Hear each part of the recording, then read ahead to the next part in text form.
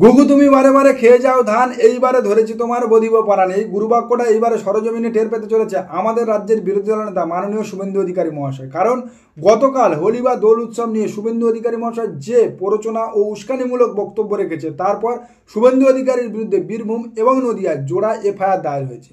শুভেন্দু অধিকারীর বিরুদ্ধে জোড়া এফআইআর দায়ের হয়েছে বীরভূম এবং নদিয়ায়।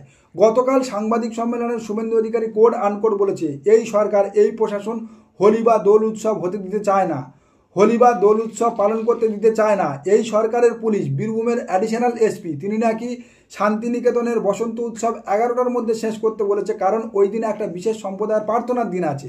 শুভেন্দু অধিকারী আরও বলেছে যে আমডাঙ্গার ওসি নাকি বলেছে 11টার মধ্যে দোল শেষ করতে হবে, কারণ ওই দিনে জুম্মার নামাজ আছে। পুলিশ এখন হোলিতে দোলে যাতে দোল পালন না হয় সেই জন্য করছে। আপনি ভাবলে অবাক হবেন, শান্তিনিকেতনে বসন্ত উৎসবকে অ্যাডিশনাল এসপি বলছে শুক্রবার আছে বিশেষ দিন, তাড়াতাড়ি শেষ করতে হবে, দোল শেষ করতে হবে 11টার মধ্যে। আমরা স্বাধীনতার পর দেখিনি অ্যাডিশনাল এসপি বীরভূম সে বলছে শুক্রবার একটি বিশেষ দিন, প্রার্থনার দিন, আপনারা 11টার মধ্যে দোল শেষ করবেন। আমডাঙ্গার আইসি বলছে না। আরে আপনি আপনার পুলিশ মন্ত্রীকে বলুন বন্ধ রাখতে। শুভেন্দু অধিকারীর এই বক্তব্য ক্রস চেক করে যখন দেখা যায় যে শুভেন্দু অধিকারী সম্পূর্ণ মিথ্যা ও উস্কানিমূলক বক্তব্য দিয়েছে, তারপর শুভেন্দু অধিকারীর বিরুদ্ধে দুই ব্যক্তি পৃথকভাবে বীরভূম এবং নদিয়ায়, বীরভূমের শান্তিনিকেতন এবং নদিয়ার আমডাঙ্গা থানায় এফআইআর দায়ের করেছে। বিগত সময়েও আমরা শুভেন্দু অধিকারী মহাশয়কে বলতে শুনেছি যে পশ্চিমবাংলায় নাকি দুর্গাপূজা হয় না, এই সরকার পশ্চিমবাংলায় দুর্গাপূজা করতে দেয় না। শুভেন্দু অধিকারী সেই গুরুবাক্যকে মাথায় নিয়ে 2021 বিধানসভা নির্বাচনে প্রচারও করেছিল ভারতীয় জনতা পার্টি অমিত শাহ। ভারতীয় জনতা পার্টি মুখ থুবড়ে পড়েছে, ক্ষমতা দখল তো দূরের কথা। পশ্চিমবাংলায় মমতা বন্দ্যোপাধ্যায় বহু আগে থেকে ক্লাবগুলোকে অনুদান দেয় যারা দুর্গাপূজা করে। মমতা বন্দ্যোপাধ্যায় বিভিন্ন ক্লাবে গিয়ে দুর্গাপূজা উদ্বোধন করে, ফিতে কাটে, বিভিন্ন ক্লাবে দুর্গাপূজায় চক্ষুদান করে, তা গোটা পশ্চিমবঙ্গবাসী দেখে আসছে। আর পশ্চিমবাংলায় দুর্গাপুজো ঢেই ঢেই করে পালন হয়, পশ্চিমবাংলায় দুর্গাপুজো রই রই করে হয়, কোথাও কোনো দুর্গাপূজায় কোনো সমস্যা হয় না। মমতা বন্দ্যোপাধ্যায় রেড রোডে দুর্গাপুজো কার্নিভাল করে, বর্তমানে ইউনেস্কো হেরিটেজ তকমা পেয়েছে আমাদের দুর্গাপূজা, তারপরেও ভারতীয় জনতা পার্টি মিথ্যা প্রচার করে যায় দিনের পর দিন। শুভেন্দু অধিকারী বা ভারতীয় জনতা পার্টির ধারণা উত্তরপ্রদেশ, মধ্যপ্রদেশ, বিহারের মতো গোবালায় রাজ্যগুলোর মতো পশ্চিমবাংলার হিন্দুরাও অশিক্ষিত, ধর্মান্ধ, যে কোনো একটা ধর্মীয় উস্কানি দিয়ে দেবো, দাঙ্গা লাগিয়ে দেবে। পশ্চিমবাংলার শিক্ষিত রাজনৈতিক সচেতন হিন্দুরা বিগত সময়েও ভারতীয় জনতা পার্টির হিন্দুত্ববাদ গ্রহণ করেনি, বর্তমানেও তারা করে না। পশ্চিমবাংলার হিন্দুরা ঠাকুর রামকৃষ্ণদেব, স্বামী বিবেকানন্দ, রাজা রামমোহন রায়ের হিন্দুত্ববাদে বিশ্বাস করে। ভারতীয় জনতা পার্টির অস্ত্র হাতে জয় শ্রীরাম স্লোগান দেয়া হিন্দুত্ববাদ কখনো নিজের মনে করে না। সম্প্রতিকালে আমরা দেখলাম যোগেশচন্দ্র কলেজে সরস্বতী পুজো নিয়ে এই শুভেন্দু অধিকারীর মিথ্যাচার। শুভেন্দু অধিকারী তথা ভারতীয় জনতা পার্টি মাঠে নেমে পড়েছিল, প্রচার করেছিল যে মমতা বন্দ্যোপাধ্যায় যে কলেজে পড়েছে সেই যোগেশচন্দ্র ল কলেজে নাকি সরস্বতী পুজো হতে বাধা দিচ্ছে তৃণমূল ছাত্র পরিষদের বিশেষ সম্প্রদায়ের এক নেতা। অর্থাৎ যোগেশচন্দ্র ল কলেজে তৃণমূল কংগ্রেসের ছাত্র পরিষদের যে নেতা আছে তিনি মুসলিম বা সংখ্যালঘু সম্প্রদায় থেকে বিলং করে, তাই তাকে দাগিয়ে দিয়ে হিন্দু ও মুসলমান সম্প্রদায়ের মধ্যে একটা দাঙ্গা বাঁধাতে চেয়েছিল সরস্বতী পুজোকেও কেন্দ্র করে এই শুভেন্দু অধিকারী।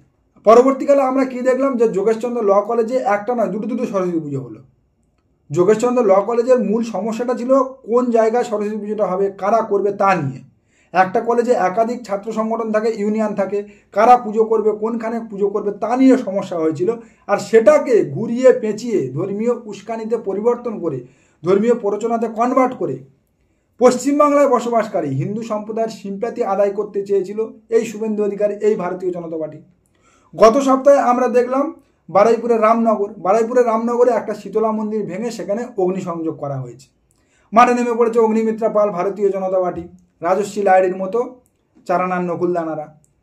মাঠে নেমে কি বলছে যে তৃণমূল কংগ্রেস এবং তৃণমূল কংগ্রেসের আশ্রিত একটা সম্প্রদায়ের বিশেষ মানুষজন এই মন্দিরটা ভেঙেছে।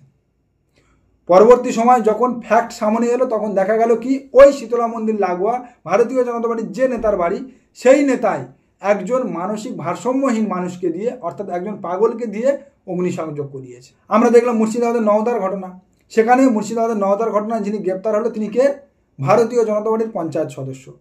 অর্থাৎ ভারতীয় জনতা পার্টি 2026 বিধানসভা নির্বাচনের আগে পশ্চিমবাংলায় যেনতেনভাবে একটা ধর্মীয় দাঙ্গা লাগাতে চাইছে, কারণ তাদের প্ল্যান এ ফেল হয়ে গিয়েছে।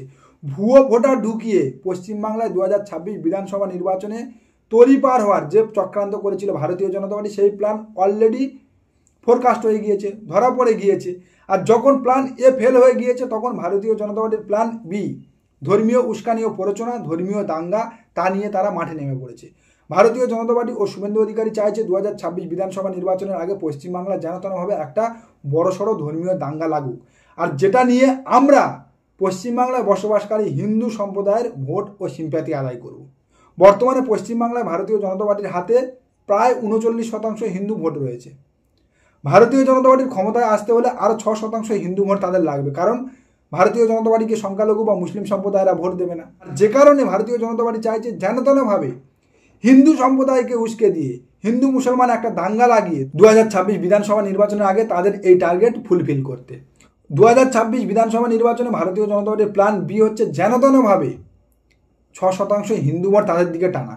তার জন্য দাঙ্গা, উস্কানি, প্ররোচনা যা করতে হয় সব কিছু করতে প্রস্তুত ভারতীয় জনতা পার্টি। পশ্চিমবাংলার সাধারণ জনগণ, পশ্চিমবাংলার সাধারণ ভোটার ভারতীয় জনতা পার্টির হিন্দুত্ববাদকে গ্রহণ করছে না। যে হিন্দুত্ববাদ দিয়ে ভারতীয় জনতা পার্টি একের পর এক রাজ্যে ক্ষমতা দখল করছে, যে হিন্দুত্ববাদ দিয়ে ভারতীয় জনতা পার্টি একের পর এক রাজ্য জয় করছে, কিন্তু সেই একই হিন্দুত্ববাদ দিয়ে, সেই একই হিন্দুত্ববাদের জিগির তুলে পশ্চিমবাংলায় এসে মুখ থুবড়ে পড়ছে ভারতীয় জনতা পার্টি। ভারতীয় জনতা পার্টি ধর্মীয় উস্কানি দিয়ে দাঙ্গা লাগিয়ে উত্তরপ্রদেশ, মধ্যপ্রদেশ, বিহার, মহারাষ্ট্রের মতো জায়গায় ক্ষমতা দখল করেছে, কিন্তু পশ্চিমবাংলার মানুষ ভারতীয় জনতা পার্টি সেই উস্কানি ও ধর্মীয় প্ররোচনাতে কোনোভাবে পা দিচ্ছে না। যে কারণে ভারতীয় জনতা পার্টি পশ্চিমবাংলায় ক্ষমতায় আসতে পারছে না।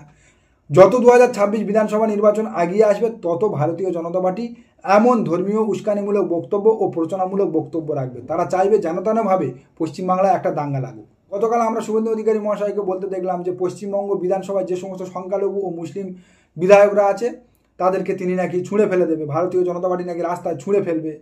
বিমান ব্যানার্জিকে, মমতা ব্যানার্জিকে হারাবো, আর ওদের দলে যে কটা মুসলমান এমএলএ জিতে আসবে, বিজেপি সরকারে আসবে, চ্যাংদোলা করে তুলে রাস্তায় ফেলবো।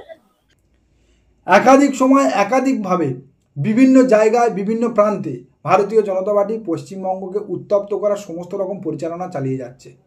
ভারতীয় জনতা পার্টি চাইছে যেনতেনভাবে 2026-এর আগে একটা বড়সড় দাঙ্গার পরিবেশ তৈরি হোক, কারণ তাদের দরকার 6% হিন্দু ভোট।